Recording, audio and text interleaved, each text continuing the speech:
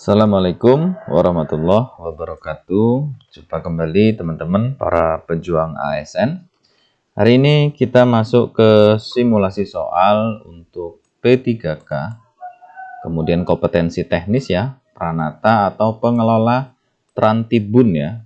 Trantibun ini Satuan Polisi Pamong Praja atau Satpol PP. Ini bagian keempat teman-teman. Di bagian keempat ini nanti akan ada sebanyak 65 soal yang nanti akan kita simulasikan ya, atau kita latihan.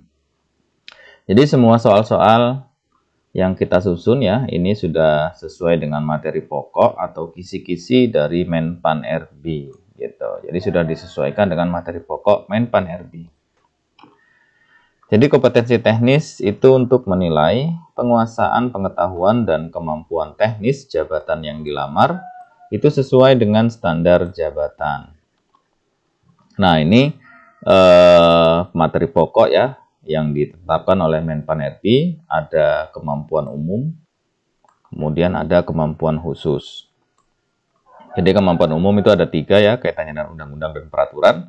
Kemudian kemampuan khusus itu kaitannya dengan Permendagri-nya. Nah, jadi kemampuan khusus Permendagri 121, 17, 3, 26, 23 ya. Ini Permendagri semua yang kemampuan khusus. Tapi kalau kemampuan umum kaitannya dengan Undang-Undang 23 ya, kemudian Peraturan Pemerintah nomor 16, kemudian Peraturan Pemerintah nomor 2. Nah, ini merupakan materi pokok resmi yang dikeluarkan oleh Menpan RB. Oke, kita langsung saja ke simulasi soal yang pertama. Apa tujuan evaluasi kinerja pemerintah daerah oleh pemerintah pusat? A. Memberikan penghargaan kepada kepala daerah yang berprestasi. B. Mencabut kewenangan otonomi daerah jika ditemukan pelanggaran. C. Menjamin pelaksanaan urusan pemerintahan berjalan sesuai dengan peraturan. Atau D. Mengurangi kewenangan kepala daerah dalam pengelolaan anggaran. Atau E. Menyusun perencanaan baru untuk daerah tanpa melibatkan DPRD. Jawabannya adalah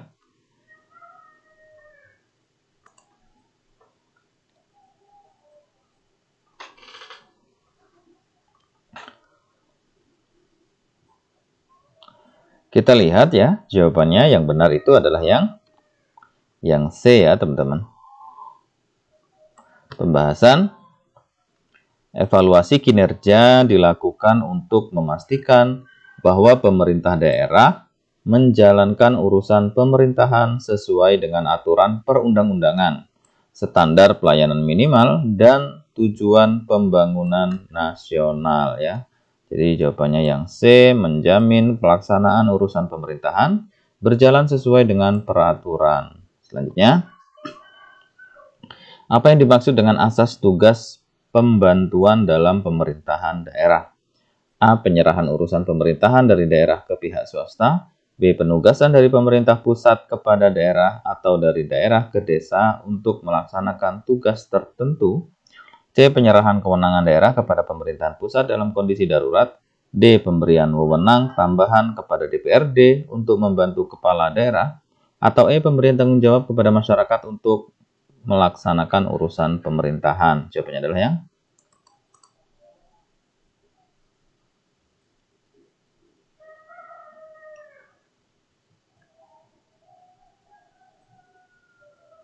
kita lihat ya, jawaban yang benar itu adalah yang B.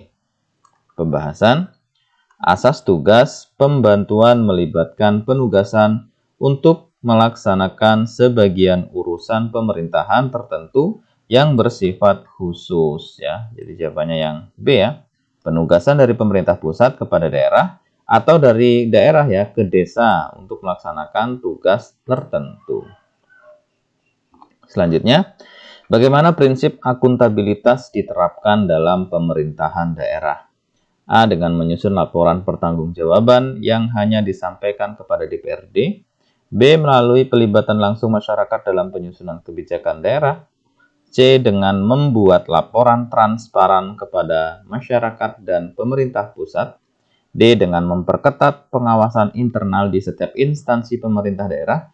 Atau E. Dengan membatasi akses informasi publik terhadap laporan keuangan. Jawabannya adalah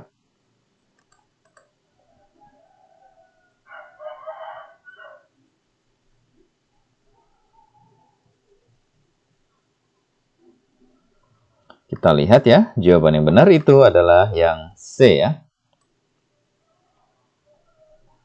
Pembahasan prinsip akuntabilitas dijalankan melalui pelaporan yang transparan dan dapat diakses oleh masyarakat serta pemerintah pusat untuk memastikan pengelolaan anggaran dan kebijakan berjalan sesuai dengan aturan. Nah, jadi prinsip akuntabilitas ya itu diterapkan pemerintah daerah dengan membuat laporan transparan kepada masyarakat dan pemerintah pusat. Artinya masyarakat bisa mengakses ya, bisa mengetahui informasi tersebut dan pemerintah pusat juga bisa mengetahui. Selanjutnya, apa peran DPRD dalam pemerintahan daerah menurut Undang-Undang Nomor 23 Tahun 2014? A. Menyusun kebijakan daerah tanpa melibatkan kepala daerah. B. Mengawasi pemerintah pusat dalam menjalankan kebijakan daerah. C. Menggantikan kepala daerah jika kepala daerah diberhentikan. D. Menjadi pelaksana utama pemerintahan daerah. Atau E. Menetapkan kebijakan daerah bersama kepala daerah. Jawabannya adalah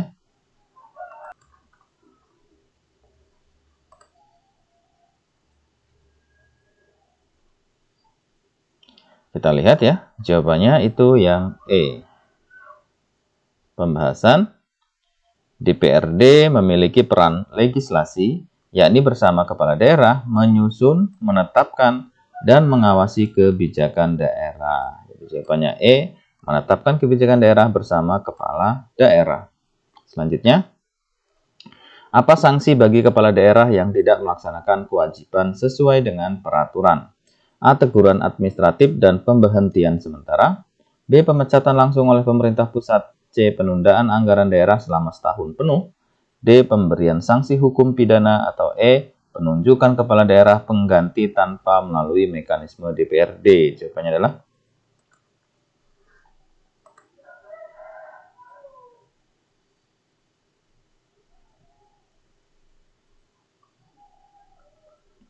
kita lihat jawaban yang benar itu adalah yang A.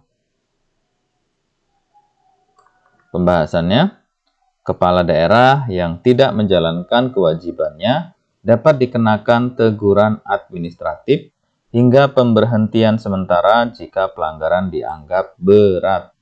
Jadi jawabannya yang A ya, bisa mendapatkan teguran administratif atau sampai dengan pemberhentian sementara. Selanjutnya, apa yang dimaksud dengan tindakan represif non-yudisial oleh Satpol PP? A. Penangkapan pelanggaran hukum secara langsung. B. Penegakan hukum melalui pengadilan. C. Tindakan penertiban tanpa melalui proses pengadilan. D. Pelibatan polisi dan TNI dalam penyelesaian kasus. Atau E. Penyelesaian sengketa melalui jalur hukum formal.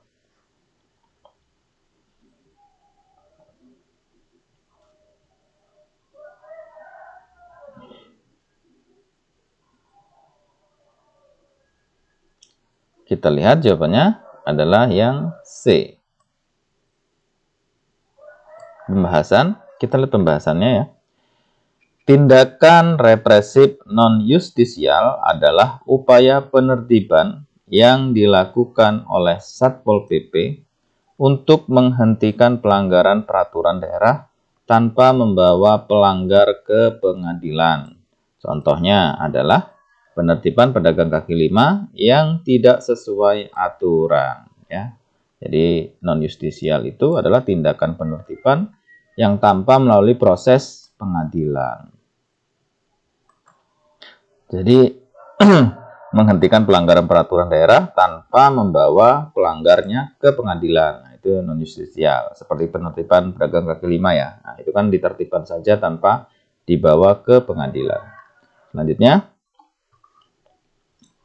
siapa yang berwenang menetapkan standar operasional prosedur bagi Satpol PP? A. Pemerintah pusat melalui Kementerian Dalam Negeri.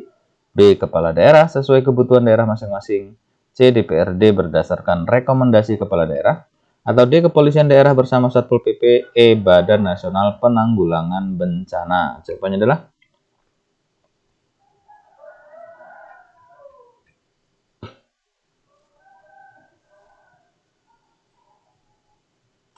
kita lihat ya, jawaban yang benar itu adalah yang B.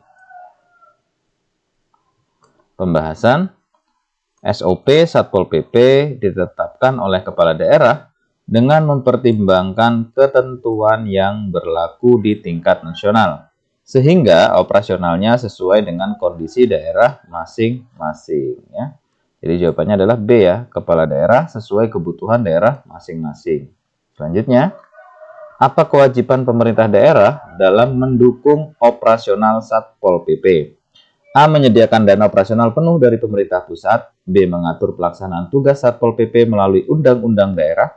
C. Menyediakan sarana dan prasarana serta pelatihan anggota. D. Memberikan tunjangan tambahan untuk kinerja optimal. Atau E. Memprioritaskan tugas Satpol PP di atas tugas lainnya. Jawabannya adalah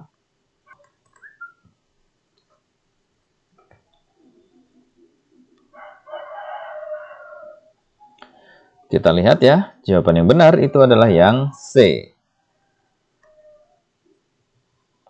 Pembahasan pemerintah daerah berkewajiban menyediakan sarana, prasarana, anggaran, dan pelatihan teknis untuk mendukung tugas dan fungsi Satpol PP. Ya, jadi jawabannya yang C, menyediakan sarana dan prasarana serta pelatihan anggota. Selanjutnya, apa yang menjadi dasar hukum bagi Satpol PP dalam menindak pelanggaran peraturan daerah? A. Undang-Undang Dasar 1945, B. Peraturan Menteri Dalam Negeri, C. Peraturan daerah dan peraturan kepala daerah, D. Keputusan kepala Satpol PP di masing-masing wilayah, atau E. Kebijakan dari DPRD setempat. Jawabannya adalah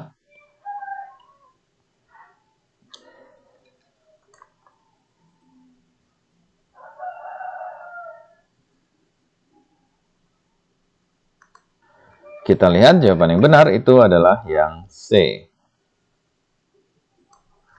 Pembahasan Satpol PP melaksanakan penegakan hukum administratif berdasarkan peraturan daerah atau Perda dan peraturan kepala daerah atau Perkada yang menjadi dasar hukumnya. Ya, jadi berdasarkan Perda atau peraturan daerah dan peraturan kepala daerah. Selanjutnya, bagaimana peran DPRD dalam pengawasan operasional Satpol PP?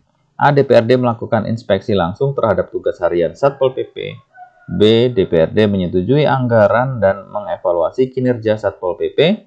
C. DPRD menetapkan SOP operasional Satpol PP. D. DPRD bertindak sebagai pembina utama anggota Satpol PP. Atau E. DPRD mengarahkan langsung tugas penegakan peraturan daerah. Jawabannya adalah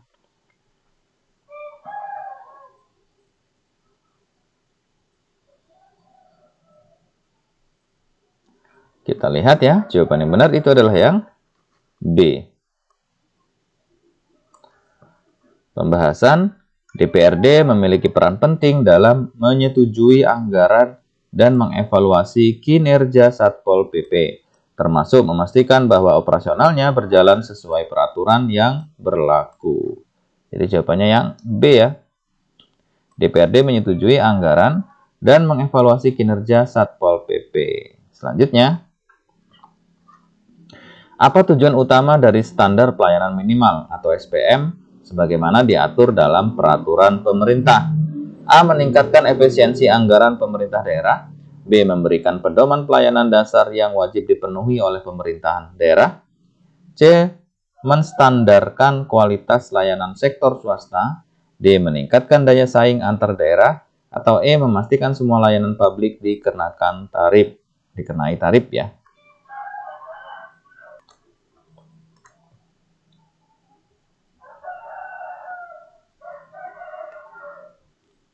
Kita lihat ya, jawaban yang benar itu adalah yang B. Pembahasannya, tujuan utama dari SPM adalah memberikan pedoman pelayanan dasar yang wajib dipenuhi oleh pemerintah daerah. Ini memastikan setiap warga negara mendapatkan layanan minimal yang layak. Pilihan lainnya tidak relevan dengan prinsip utama SPM ya. Ya, kalau ini tidak sesuai prinsip utama SPM, ini juga tidak sesuai, ini tidak sesuai. Jadi yang paling sesuai adalah yang B ya. Jadi jawabannya memberikan pedoman pelayanan dasar yang wajib dipenuhi oleh pemerintah daerah. Oke, jadi yang lainnya salah ya. Selanjutnya, Apa yang dimaksud dengan pelayanan dasar dalam konteks SPM? A. Pelayanan bersifat opsional berdasarkan kemampuan daerah. B. Pelayanan yang wajib disediakan oleh pemerintah pusat saja. C. Pelayanan publik yang bersifat esensial dan wajib diberikan kepada masyarakat. D. Pelayanan khusus untuk kelompok rentan. Atau E. Pelayanan premium dengan biaya tambahan. Jawabannya adalah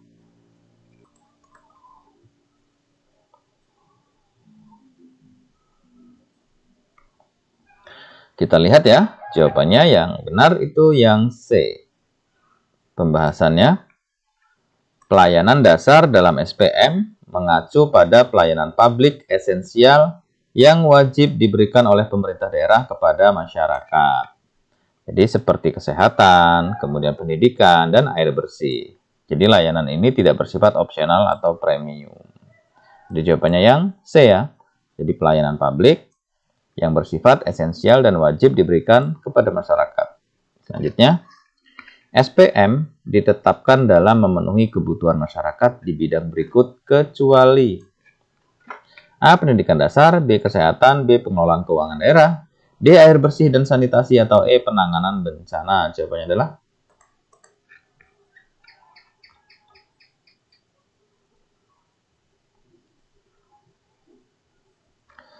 kita lihat ya, jawaban yang benar itu yang C. Pembahasan, pengelolaan keuangan daerah bukan bagian dari pelayanan dasar SPM. SPM berfokus pada kebutuhan langsung masyarakat seperti pendidikan, kesehatan, air bersih, dan penanganan bencana. Ya, jadi pengelolaan keuangan daerah ini yang bukan merupakan bagian dari pelayanan dasar SPM. Jadi jawabannya yang C. Selanjutnya, siapa yang bertanggung jawab utama dalam implementasi SPM di tingkat daerah? A. Presiden, B. Menteri Dalam Negeri, C. Kementerian atau lembaga terkait, D. DPRD, atau E. Gubernur dan Bupati Wali Kota. Jawabannya adalah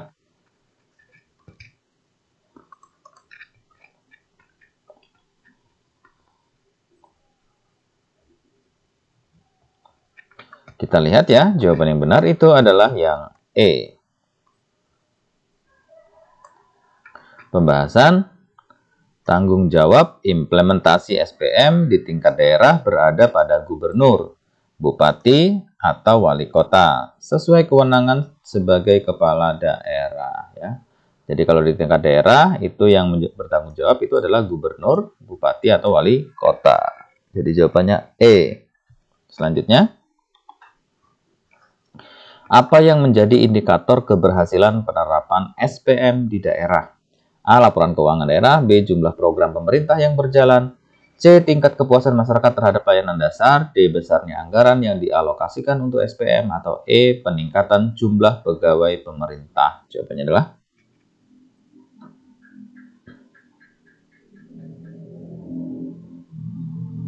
kita lihat ya, jawaban yang benar itu adalah yang C.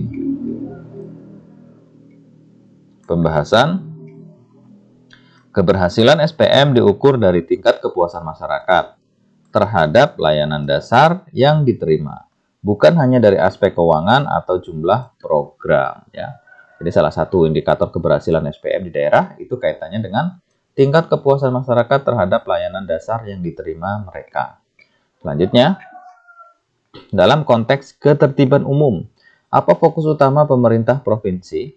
A. Penegakan hukum pidana, B. Koordinasi antar kabupaten kota untuk menjaga ketertiban regional, C. Menyusun regulasi nasional tentang keamanan, D. Mengawasi operasional kepolisian di wilayah provinsi, atau E. Menjamin anggaran Satpol PP mencukupi. Jawabannya adalah yang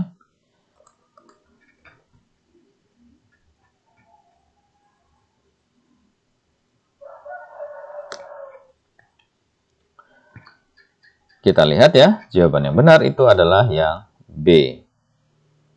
Pembahasan, fokus utama pemerintah provinsi dalam ketertiban umum adalah koordinasi antar kabupaten kota untuk menciptakan stabilitas regional. Ya, jadi jawabannya yang B. Koordinasi antar kabupaten kota untuk menjaga ketertiban regional. Selanjutnya, apa prinsip utama yang harus diterapkan dalam menyusun kebijakan ketentraman dan ketertiban umum? A. Efisiensi biaya, B. Kecepatan, responsivitas, dan inklusivitas. C. Peningkatan jumlah peraturan daerah. D. Fokus pada kepentingan politik lokal. Atau E. Pelibatan pihak swasta sebagai pelaksana utama. Jawabannya adalah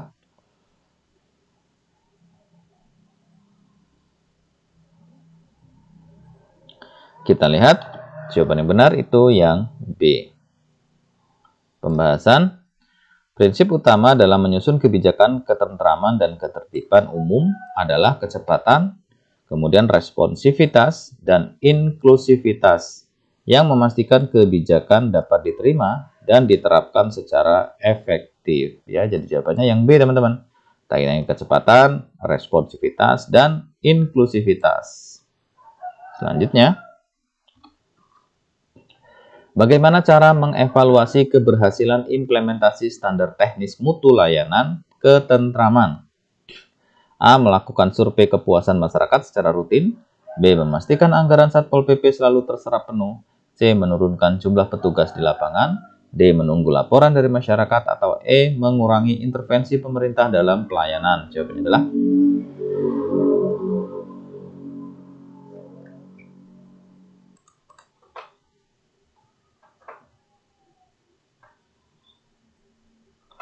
kita lihat jawaban yang benar itu adalah yang A ya. Pembahasan. Keberhasilan implementasi standar teknis mutu dapat dievaluasi melalui survei kepuasan masyarakat yang mencerminkan efektivitas layanan secara langsung ya. Jadi jawabannya yang A, bisa dengan cara melakukan survei kepuasan masyarakat secara rutin. Selanjutnya, apa sanksi bagi pemerintah daerah yang gagal memenuhi standar teknis mutu layanan ketertiban umum? A. Pengurangan anggaran daerah. B. Pembubaran Satpol PP setempat. C. Pemecatan kepala daerah. D. Pengambil alihan layanan oleh pihak swasta. Atau E. Pembinaan administratif oleh pemerintah pusat. Jawabannya adalah yang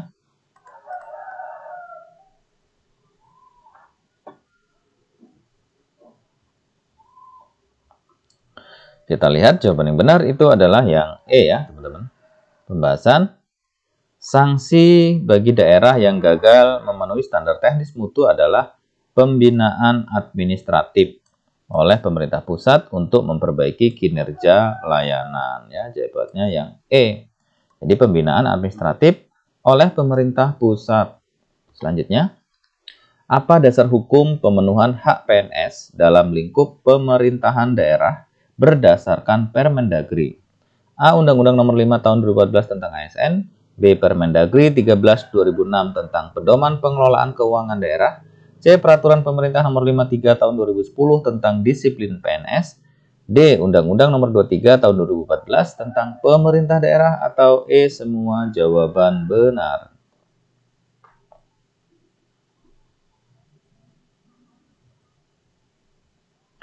Kita lihat ya, jawaban yang benar itu adalah yang E. Jadi semua jawabannya benar teman-teman. Kita lihat pembahasannya. Pemenuhan hak PNS berlandaskan beberapa peraturan, yaitu Undang-Undang 5/2014, kemudian Permendagri 13/2006, kemudian Peraturan Pemerintah Nomor 53/2010, kemudian Undang-Undang Nomor 23/2014 ya. Jadi ini semua teman-teman merupakan dasar hukum pemenuhan hak PNS. Sehingganya jawabannya semua ABCD adalah benar. Selanjutnya, hak berikut adalah hak dasar PNS yang wajib dipenuhi pemerintah daerah kecuali A. Gaji pokok, B. Tunjangan jabatan, C. Pendidikan lanjutan di luar negeri, D. Jaminan pensiun, atau E. Hak atas cuti tahunan. Jawabannya adalah yang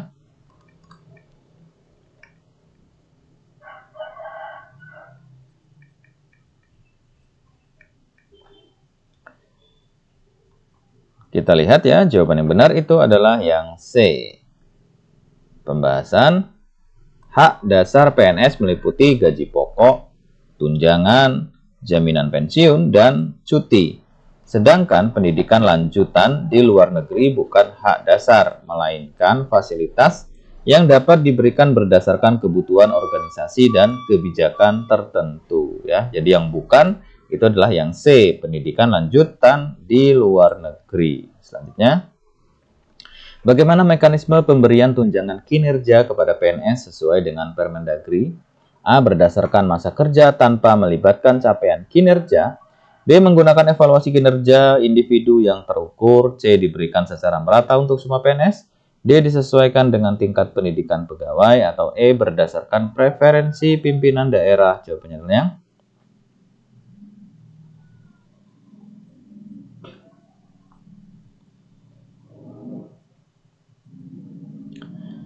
kita lihat ya, jawaban yang benar itu adalah yang B.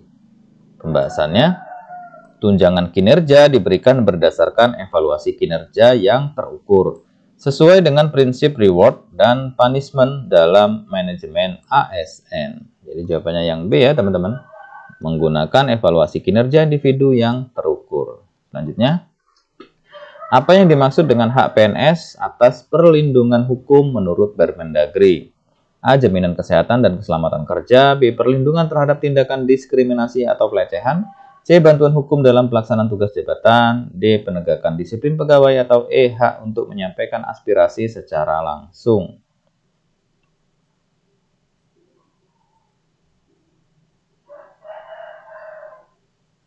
Kita lihat ya, jawaban yang benar itu adalah yang C. Pembahasan, hak atas perlindungan hukum mencakup bantuan hukum bagi PNS dalam menjalankan tugas jabatan, terutama jika menghadapi masalah hukum terkait tugas mereka. Ya, jadi jawabannya yang C, bantuan hukum dalam pelaksanaan tugas jabatan. Selanjutnya, apa sanksi bagi pemerintah daerah yang tidak memenuhi hak PNS sesuai Permendagri?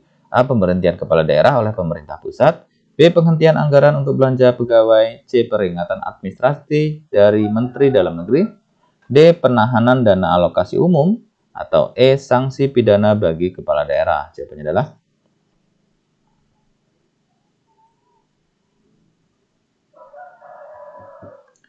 kita lihat ya, jawaban yang benar itu adalah yang C.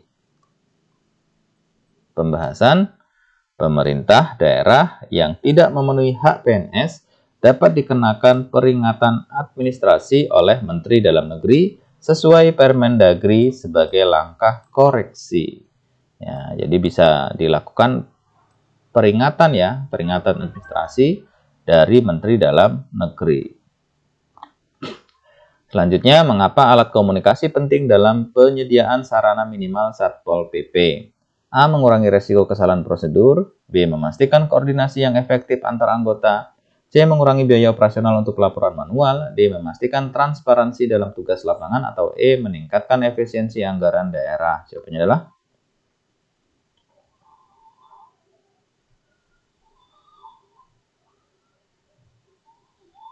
kita lihat jawaban yang benar itu yang B. Pembahasan, alat komunikasi diperlukan untuk memastikan koordinasi yang efektif antar anggota Satpol PP, terutama saat menangani situasi darurat atau tugas di lapangan. Ya, jadi jawabannya yang B, untuk memastikan koordinasi yang efektif antar anggota. Selanjutnya, apa saja jenis peralatan pelindung diri ya atau APD yang wajib dimiliki oleh Satpol PP? A. Helm, pelindung badan, dan masker. B. Alat pemadam api, kacamata pelindung, dan sarung tangan. C. Rompi anti peluru, sepatu boot, dan alat komunikasi.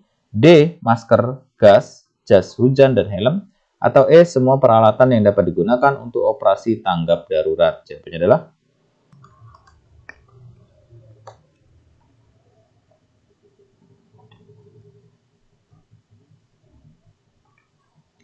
kita lihat ya, jawaban yang benar itu adalah yang A. Pembahasan, APD wajib Satpol PP mencakup helm, kemudian pelindung badan, dan masker yang mendukung keselamatan anggota saat menjalankan tugas. Nah, ini teman-teman ya. Jadi, yang wajib itu adalah helm, pelindung badan, dan masker. Gitu. Nah, yang wajib ini didukung dengan peralatan-peralatan lainnya, gitu ya. Selanjutnya, apa prinsip utama dalam penyediaan sarana dan prasarana untuk Satpol PP? A. Efektivitas dan efisiensi. B. Modernisasi dan teknologi. modernisasi teknologi ya, kemudian C, pengurangan beban anggaran daerah, D, kepatuhan pada prosedur audit, atau E, keberlanjutan fasilitas. Jawabannya adalah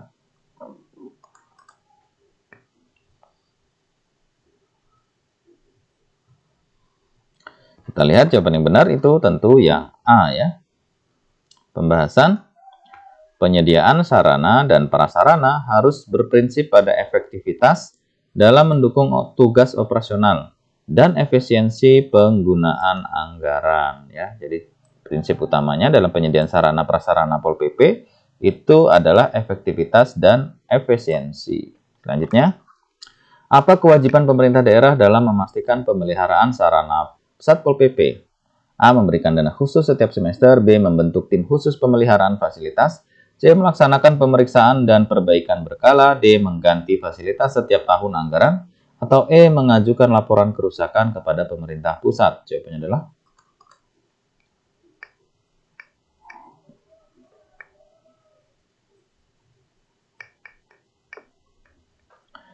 kita lihat ya, jawaban yang benar itu adalah yang C, teman-teman.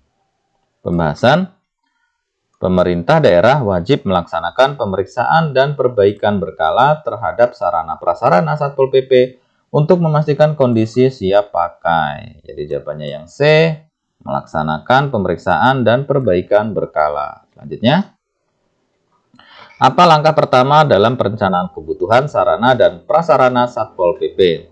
A. Menghitung anggaran operasional. D. Melakukan analisis kebutuhan lapangan. C. Mengadakan pelatihan bagi anggota Satpol PP. D. Menyusun laporan tahunan. Atau E. Mengadakan konsultasi dengan pemerintah pusat. Jawabannya adalah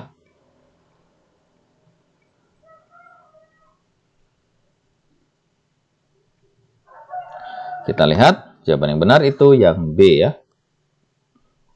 Pembahasan langkah pertama adalah analisis kebutuhan lapangan untuk menentukan jenis dan jumlah sarana yang diperlukan sesuai tugas Satpol PP. Jadi jawabannya yang B ya, untuk melakukan analisis kebutuhan lapangan. Selanjutnya, apa risiko terbesar jika sarana dan prasarana minimal Satpol PP tidak memadai? A. Penurunan jumlah anggota Satpol PP. B. Gangguan pelaksanaan tugas operasional. C. Pengurangan anggaran pemerintah daerah. D. Hilangnya kepercayaan masyarakat terhadap Satpol PP. Atau E. Penundaan pelaporan tahunan. Jawabannya adalah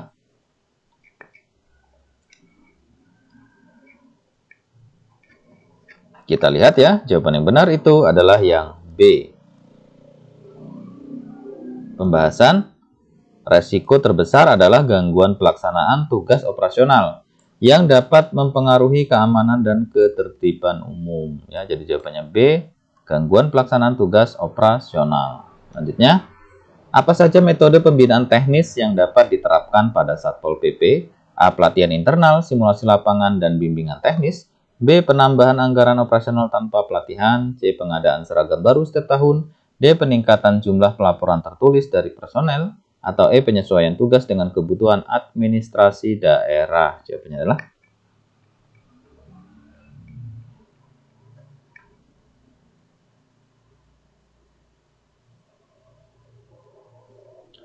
kita lihat jawaban yang benar itu adalah yang A ya teman-teman. Pembahasan pelatihan internal, simulasi lapangan, dan bimbingan teknis adalah metode yang efektif untuk meningkatkan kompetensi teknis dan kesiapan operasional anggota Satpol PP. Jadi jawabannya yang A ya. Ada pelatihan internal, kemudian simulasi lapangan, dan bimbingan teknis. Selanjutnya, apa peran teknologi dalam pembinaan teknis operasional Satpol PP? A. Mempercepat proses rekrutmen anggota baru. B. Membantu koordinasi dan pemantauan operasi secara real time.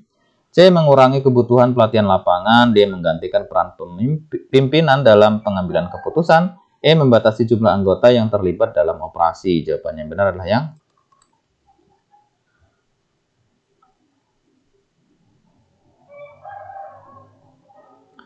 kita lihat ya, jawaban yang benar itu adalah yang B.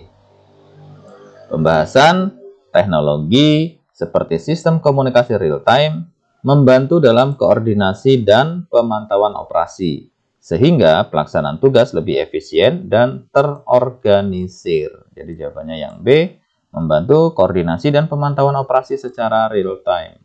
Jawabannya. Selanjutnya, apa yang Apa saja tantangan utama dalam pembinaan teknis operasional Satpol PP? A. Kurangnya jumlah anggota Satpol PP. B. Ketidaksesuaian antara kebutuhan pelatihan dengan tugas di lapangan. C. Keterbatasnya ruang operasi dalam tugas harian. D. Tidak adanya koordinasi antara Satpol PP di tingkat provinsi. Atau E. Fokus yang berlebihan pada tugas administratif. Jawabannya adalah yang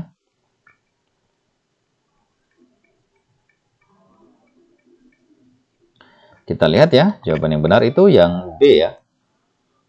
Pembahasan tantangan utama adalah ketidaksesuaian antara kebutuhan pelatihan dengan tantangan nyata di lapangan yang dapat menghambat efektivitas tugas operasional ya. Ya, ini jadi menjadi tantangan utama, yaitu kaitannya dengan ketidaksesuaian antara kebutuhan pelatihan dengan tugas di lapangan.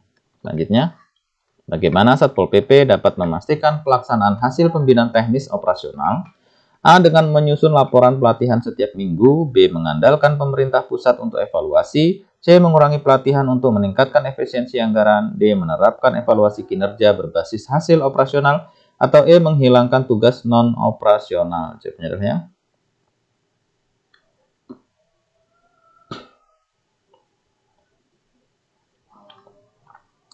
Kita lihat ya, jawaban yang benar itu adalah yang D. Pembahasan evaluasi kinerja berbasis hasil operasional memastikan bahwa pembinaan teknis benar-benar diterapkan dalam pelaksanaan tugas sehari-hari. Jadi jawabannya yang D. Penerapan evaluasi kinerja berbasis hasil operasional. Selanjutnya, apa fokus utama dalam pembinaan teknis untuk manajemen konflik? A. Meningkatkan kemampuan negosiasi dan mediasi. B. Memastikan operasi berjalan tanpa alat pelindung diri. C. Menyelesaikan konflik secara sepihak. D. Mengurangi waktu pelaksanaan operasi. E. Mengabaikan pelanggaran kecil selama konflik berlangsung. Jawabannya adalah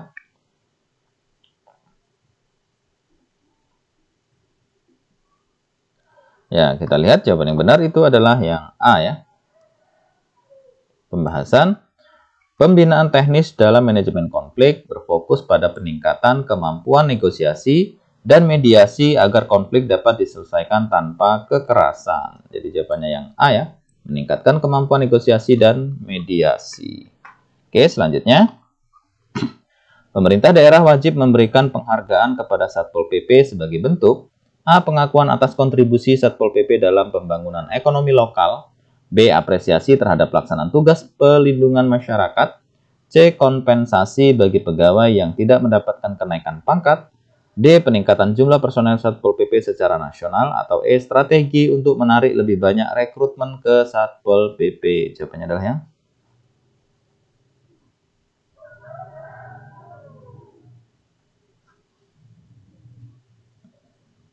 kita lihat ya, jawaban yang benar itu adalah yang B.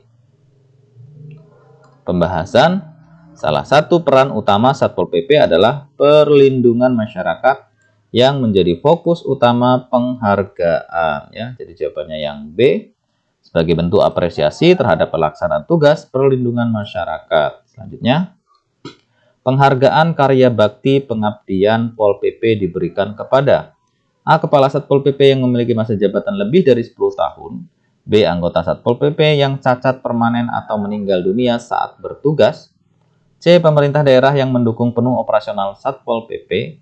D. Wali kota yang melibatkan Satpol PP dalam penyusunan perda. Atau E. Pegawai Satpol PP dengan masa kerja minimal 15 tahun. Jawabannya adalah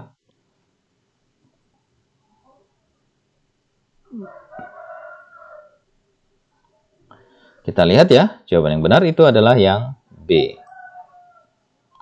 Pembahasannya, jenis penghargaan ini difokuskan kepada anggota Satpol PP yang mengalami kondisi ekstrim saat menjalankan tugas ya. Jadi jawabannya B ya.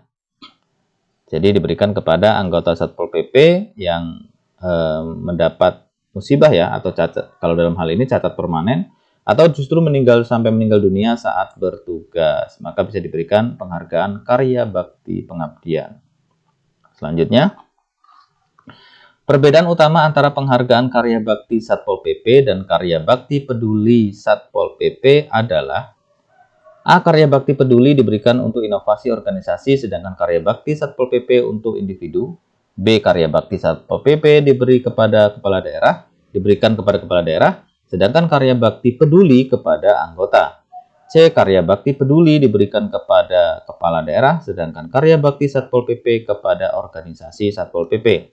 D. Karya bakti Satpol PP fokus pada kreativitas, sedangkan karya bakti peduli fokus pada kepatuhan. E. Tidak ada perbedaan signifikan antara keduanya. Jawabannya adalah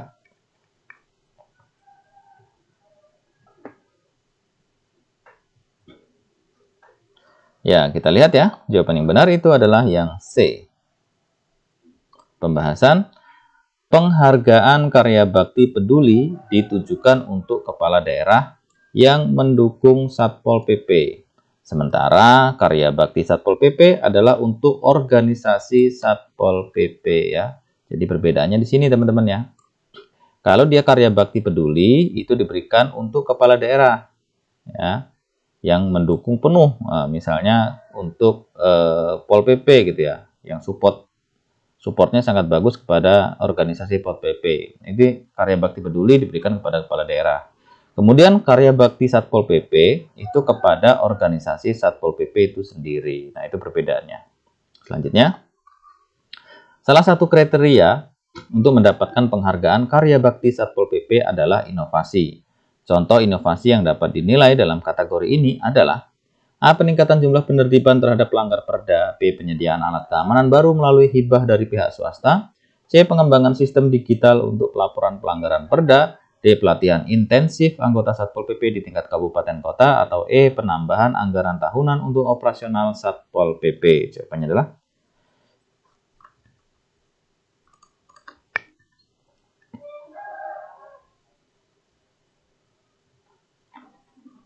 kita lihat ya, jawabannya yang benar adalah yang C. Pembahasan.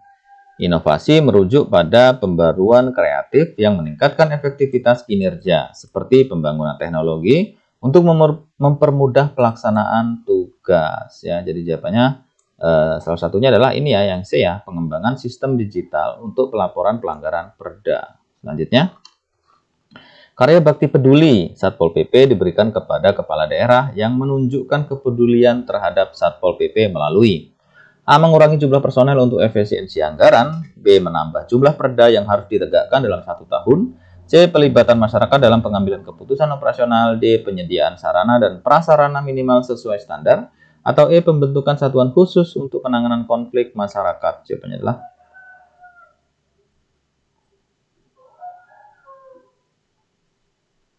kita lihat ya, jawaban yang benar itu adalah yang D. Pembahasan.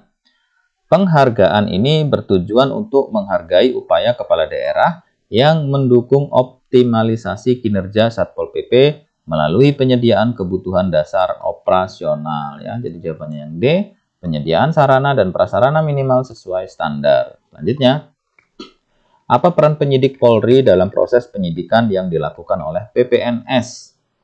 A. Memberikan instruksi kepada PPNS dalam semua penyidikan. B. Mengawasi dan memberikan petunjuk teknis kepada PPNS selama penyidikan berlangsung. C. Menyelesaikan semua kasus yang ditangani PPNS secara langsung. D. Menggantikan tugas PPNS jika ditemukan kendala teknis. Atau E. Menyerahkan seluruh wewenang penyidikan kepada PPNS. Jawabannya adalah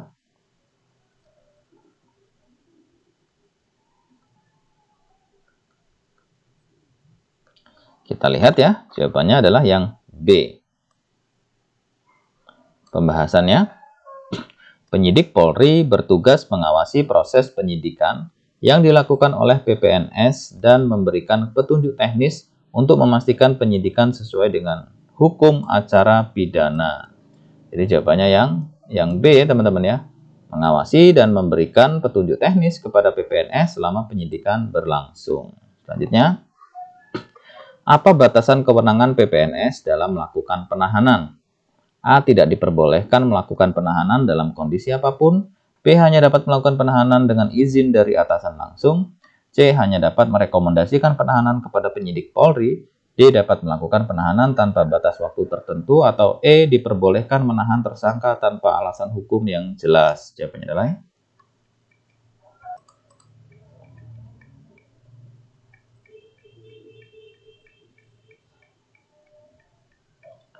Kita lihat ya, jawaban yang benar itu adalah yang C. Pembahasan. PPNS tidak memiliki kewenangan untuk melakukan penahanan sendiri. Penahanan harus dilakukan melalui koordinasi dan persetujuan penyidik Polri ya. Jadi jawabannya yang C, hanya dapat merekomendasikan penahanan kepada penyidik Polri. Selanjutnya, bagaimana PPNS menyusun laporan hasil penyidikan? A. Menyusun laporan berdasarkan kebijakan kepala daerah. B. Mengacu pada standar hukum acara pidana dalam KUHP. C. Melibatkan pihak swasta dalam menyusun laporan. D. Menyusun laporan hanya jika diminta oleh penyidik Polri. Atau E. Menyerahkan laporan tanpa melalui proses evaluasi. Jawaban yang benar adalah yang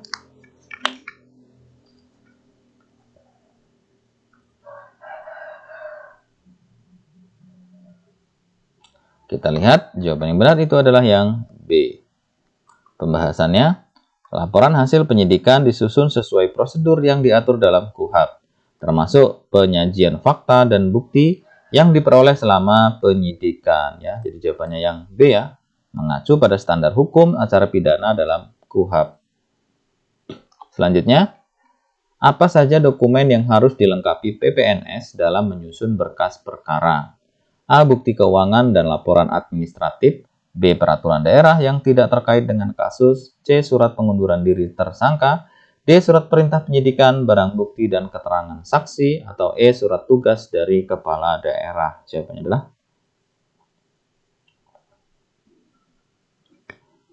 kita lihat ya, jawaban yang benar itu adalah yang D. Pembahasan, berkas perkara harus mencakup surat perintah penyidikan, kemudian daftar barang bukti, serta keterangan saksi dan dokumen lain yang relevan dengan tindak pidana yang disidik. Nah, jadi ini ya jawabannya. Surat perintah penyidikan, barang bukti, dan keterangan saksi. Jadi jawaban yang D. Selanjutnya, apa manfaat utama pelatihan bagi PPNS? A. Meningkatkan pemahaman teknis tentang penyidikan dan hukum acara pidana. B. Mengurangi tugas operasional di lapangan. C. Menghindari konflik dengan penyidik Polri. D. Mempermudah tugas administratif di pemerintahan daerah. E. Menyederhanakan peraturan daerah yang berlaku. Jawabannya adalah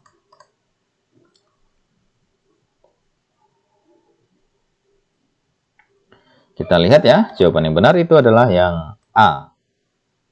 Pembahasan, pelatihan memberikan pengetahuan teknis dan hukum yang dibutuhkan PPNS untuk menjalankan tugas penyidikan dengan profesional dan sesuai prosedur ya. Jadi jawabannya yang A, meningkatkan pemahaman teknis tentang penyidikan dan hukum acara pidana. Selanjutnya, apa yang dimaksud dengan perlindungan masyarakat dalam konteks penyelenggaraan ketertiban umum? A. Upaya menjaga keamanan masyarakat dari ancaman fisik dan psikis. B. Melakukan tindakan hukum tanpa melibatkan pihak lain. C. Fokus pada penegakan aturan administrasi saja. D. Membatasi interaksi masyarakat dengan pemerintah daerah. E. Meningkatkan jumlah peraturan tanpa memperhatikan efektivitas. Jawabannya adalah yang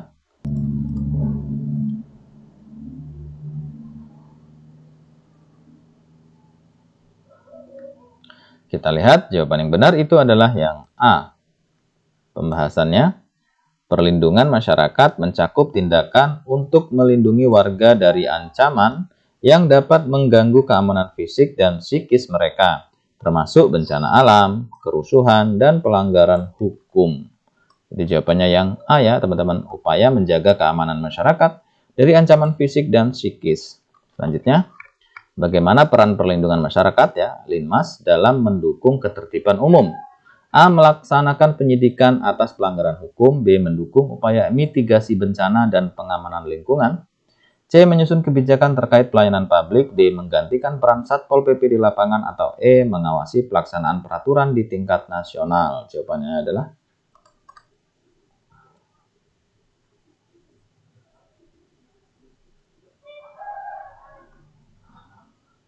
kita lihat ya, jawaban yang benar itu adalah yang B. Pembahasan, Linmas membantu menjaga ketertiban, keamanan, dan perlindungan masyarakat, termasuk dalam situasi bencana, kerusuhan, atau ancaman lainnya. Jadi jawabannya yang B ya, mendukung upaya mitigasi bencana dan pengamanan lingkungan. Selanjutnya, Apa tantangan utama dalam penyelenggaraan ketertiban umum dan ketentraman masyarakat? A. Tingginya partisipasi masyarakat dalam pengawasan. B. Keterbatasan anggaran, fasilitas, dan sumber daya manusia. C. Banyaknya peraturan daerah yang diterapkan tanpa pengawasan. D. Berkurangnya jumlah aparat keamanan di tingkat nasional. Atau E. Tingginya intervensi pemerintah pusat dalam setiap proses. Jawabannya adalah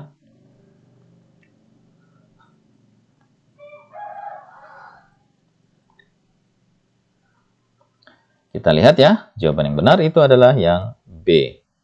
Pembahasan keterbatasan anggaran, infrastruktur, dan jumlah personel merupakan tantangan utama dalam menjalankan tugas untuk menjaga ketertiban umum secara efektif. Ya, jadi jawabannya yang B ya, keterbatasan anggaran, fasilitas, dan sumber daya manusia. Selanjutnya, apa langkah pencegahan yang dapat dilakukan untuk menjaga ketertiban umum? A. Penegakan hukum yang represif tanpa dialog. C. Mengurangi pengawasan terhadap aparat keamanan. C. Meningkatkan jumlah pelanggaran yang dicatat dalam laporan. D. Melibatkan masyarakat dalam dialog dan sosialisasi peraturan daerah. Atau E. Mengabaikan masukan dari pihak eksternal. Jawabannya adalah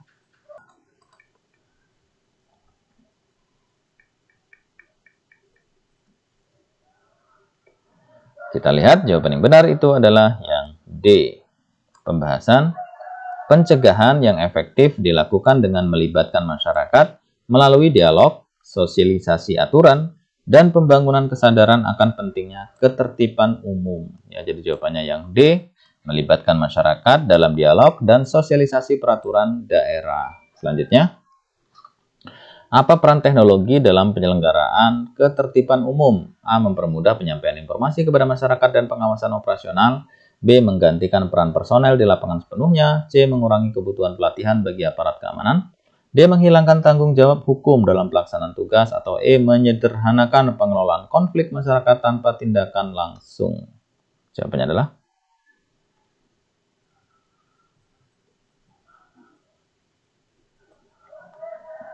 kita lihat ya.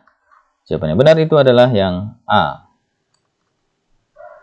Pembahasan teknologi mempermudah pengawasan operasional, komunikasi dengan masyarakat, serta penyampaian informasi tentang peraturan dan situasi terkini. Jadi jawabannya yang A, teman-teman ya. Mempermudah penyampaian informasi kepada masyarakat dan pengawasan operasional. Selanjutnya, apa bentuk evaluasi yang harus dilakukan terhadap SOP Satpol PP? A. Peninjauan berkala untuk memastikan SOP tetap relevan dengan kebutuhan operasional. B. Menghapus SOP lama tanpa penggantian. C. Mengurangi pengawasan terhadap pelaksanaan SOP. D. Menyerahkan evaluasi kepada lembaga swasta. Atau E. Membatasi evaluasi hanya pada aspek administratif. Jawabannya adalah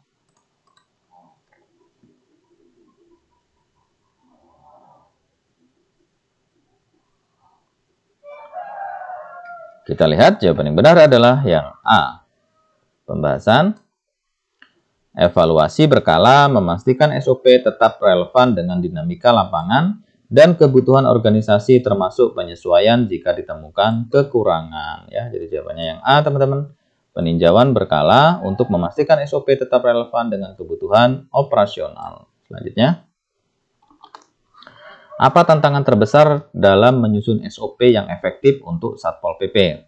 A. Kurangnya keterlibatan masyarakat dalam proses penyusunan. B. Keterbatasan waktu untuk menyusun SOP yang kompleks. C. Kesenjangan antara kebijakan dan kebutuhan lapangan. D. Tidak adanya anggaran untuk pelaksanaan tugas. Atau E. Fokus pada aspek teknis tanpa memperhatikan hukum. Jawabannya adalah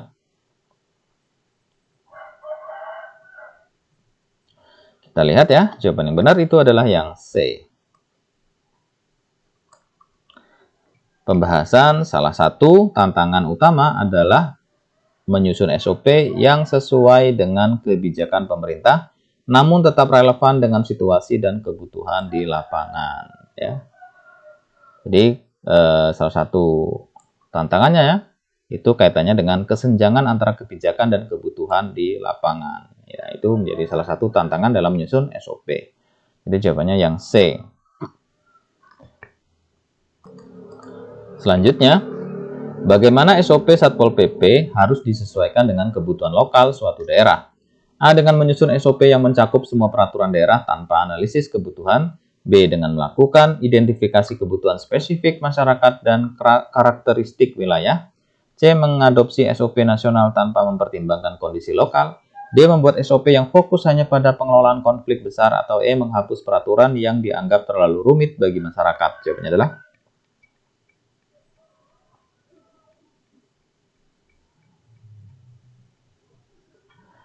kita lihat jawaban yang benar itu adalah yang B ya teman-teman. Pembahasan SOP yang efektif harus disusun berdasarkan analisis kebutuhan masyarakat lokal dan karakteristik wilayah seperti tingkat urbanisasi, potensi politik, dan kebijakan daerah tertentu agar relevan dan tepat sasaran. Nah, jadi jawabannya yang B ya teman-teman ya.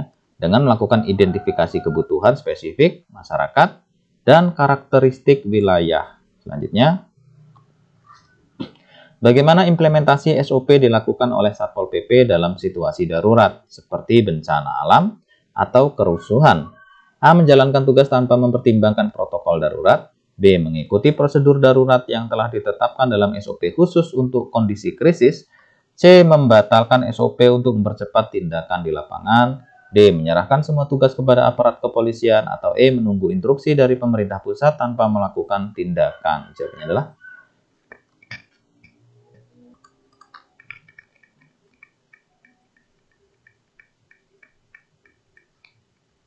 kita lihat jawaban yang benar itu adalah yang B ya teman-teman. Pembahasan SOP harus mencakup protokol darurat yang dirancang untuk situasi krisis seperti bencana alam atau kerusuhan, sehingga tindakan yang diambil tetap terkoordinasi dan sesuai prosedur ya. Jadi jawabannya yang B ya, mengikuti prosedur darurat yang telah ditetapkan dalam SOP khusus untuk kondisi krisis. Selanjutnya, apa bentuk kolaborasi antar instansi dalam implementasi SOP Satpol PP? A. Menyusun SOP bersama tanpa pembagian tugas yang jelas. B. Mengurangi koordinasi untuk mempercepat proses operasional. C. Menyerahkan seluruh pelaksanaan tugas kepada satu instansi utama. D. Membentuk tim gabungan dengan pembagian tugas dan tanggung jawab yang terstruktur. Atau E. Menyerahkan tugas administratif kepada masyarakat. Jawabannya adalah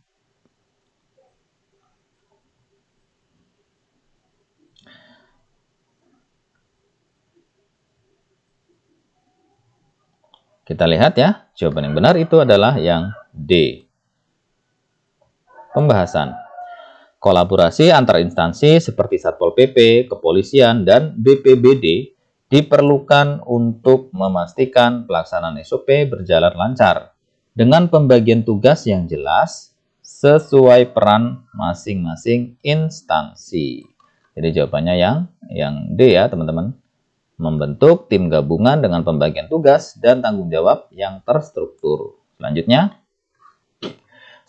Satpol PP dalam menjalankan tugasnya harus berkoordinasi dengan lembaga berikut kecuali A. Kepolisian, B. Kejaksaan, D. Dinas Sosial, D. Badan Pertanahan Nasional, atau E. DPRD. Jawabannya adalah kita lihat, jawaban yang benar itu adalah yang E. Pembahasan Satpol PP tidak berkewajiban untuk langsung berkoordinasi dengan DPRD karena tugas mereka adalah penegakan peraturan daerah yang operasionalnya lebih teknis ya. Jadi jawabannya yang bukan langsung ya, tidak ada kewajiban langsung berkoordinasi dengan DPRD. Karena tugasnya ya, penegakan perdanya operasionalnya itu lebih teknis. Selanjutnya, apa yang harus dilakukan anggota Satpol PP saat menghadapi situasi konflik dengan masyarakat? A. Langsung menangkap pihak yang menolak aturan. B. Menggunakan pendekatan persuasif terlebih dahulu. C. Menggunakan kekuatan fisik untuk menyelesaikan konflik. D. Melibatkan pihak luar untuk menyelesaikan konflik. Atau E. Membiarkan situasi berlangsung tanpa tindakan. Jawabannya adalah yang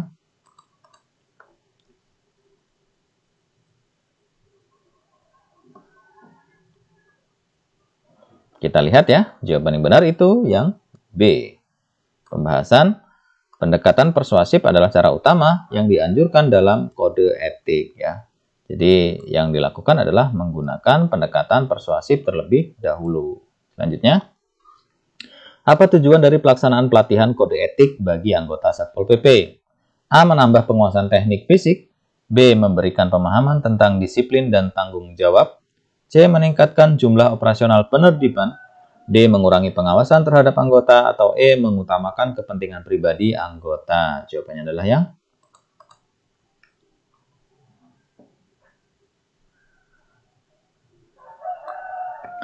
kita lihat. Jawaban yang benar itu adalah yang B ya. Pembahasan. Pelatihan bertujuan memperkuat pemahaman anggota mengenai disiplin, tanggung jawab, dan etika kerja. Nah, jadi jawabannya yang B teman-teman ya. Jadi memberikan pemahaman tentang disiplin dan tanggung jawab. Selanjutnya, apa sikap yang harus dimiliki anggota Satpol PP dalam menghadapi perbedaan pendapat di masyarakat? A. Toleran terhadap semua perbedaan. B. Tegas tanpa mempedulikan situasi. C. Berpegang pada pendapat mayoritas. D. Memihak kepada kelompok tertentu. Atau E. Mengabaikan pendapat masyarakat. Jawabannya adalah yang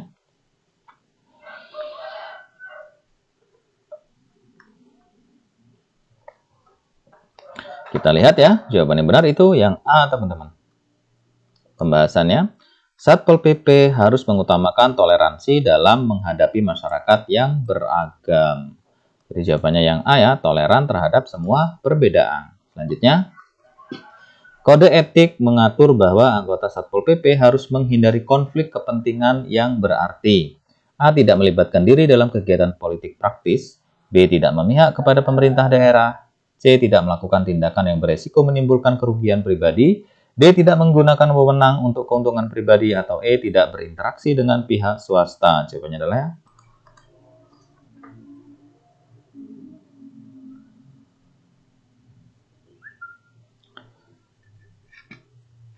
Kita lihat jawaban yang benar itu adalah yang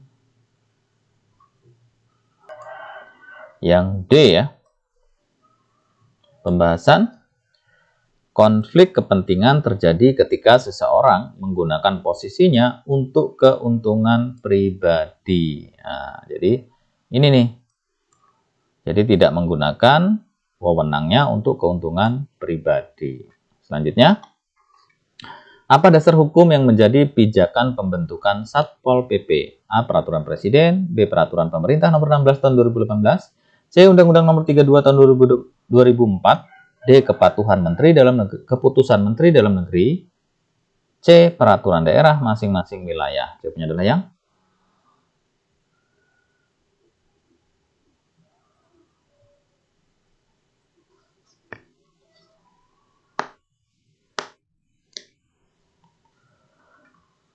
kita lihat ya, jawaban yang benar adalah yang B.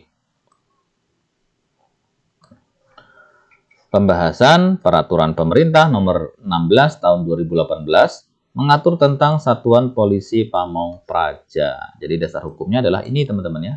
Peraturan Pemerintah Nomor 16 Tahun 2018. Selanjutnya, dalam kode etik Satpol PP, hubungan antar anggota harus berdasarkan prinsip A. Kompetensi, B. Hierarki ketat, C. Kerjasama dan saling menghormati, C. Individualisme, atau E. Kekuasaan atasan terhadap bawahan. Jawabannya adalah yang kita lihat jawaban yang benar itu adalah yang C.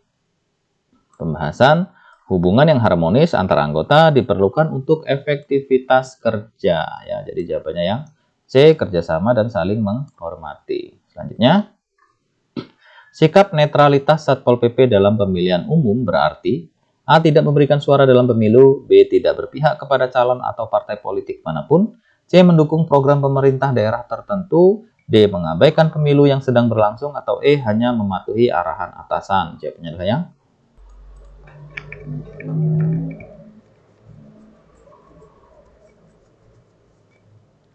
kita lihat jawaban yang benar itu adalah yang B. Pembahasan, netralitas berarti tidak memihak kepada pihak politik manapun. Nah, jadi jawabannya yang B ya. Tidak berpihak kepada calon atau partai politik manapun. Selanjutnya, sanksi administratif terhadap pelanggaran kode etik anggota Satpol PP dapat berupa A. Penjara seumur hidup. B. Pemutusan hubungan kerja secara sepihak. C. Pengurangan tunjangan pensiun. D. Pemindahan tugas ke daerah terpencil. Atau E. Teguran lisan atau tertulis. Jawabannya adalah yang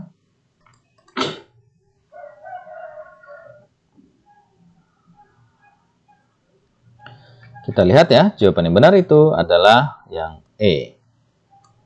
Pembahasan, sanksi administratif biasanya berupa teguran lisan atau tertulis, tergantung tingkat pelanggarannya. Nah, jadi jawabannya yang E ya, teguran lisan atau tertulis. Selanjutnya, apa langkah awal yang dilakukan ketika anggota Satpol PP diduga melanggar kode etik? A. Penahanan langsung, B. Pemeriksaan oleh Dewan Kode Etik, C. Pelaporan kepada kepala daerah, D. Sidang di pengadilan negeri, atau E. Mengundurkan diri. Jawabannya adalah yang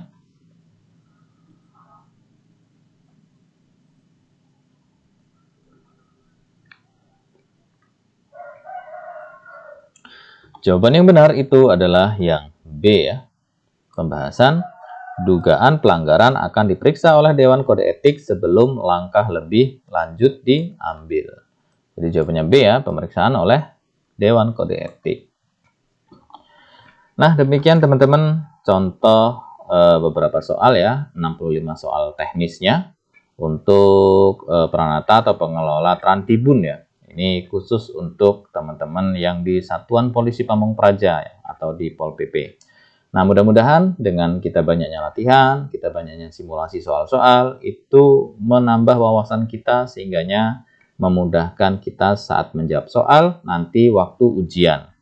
Dan pada akhirnya teman-teman hasil yang baik dikarenakan usaha yang baik. Terima kasih, semoga sukses. Sampai jumpa di pembahasan soal selanjutnya. Assalamualaikum warahmatullahi wabarakatuh. Salam.